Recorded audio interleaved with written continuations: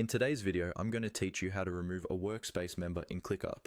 ClickUp is a popular project management tool that's widely used by teams around the world to boost productivity and collaboration. Sometimes, however, you might need to adjust your team settings, such as removing a member who no longer needs access to your workspace.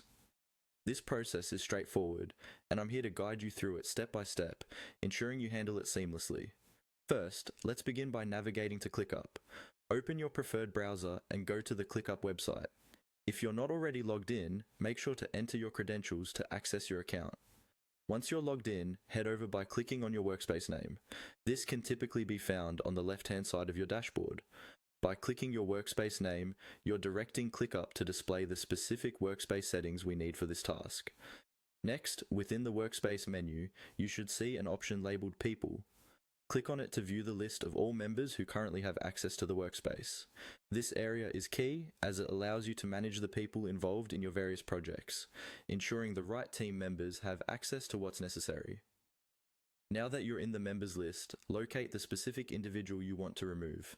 To the right of their name, you will notice 3 small dots, often referred to as a context or action menu.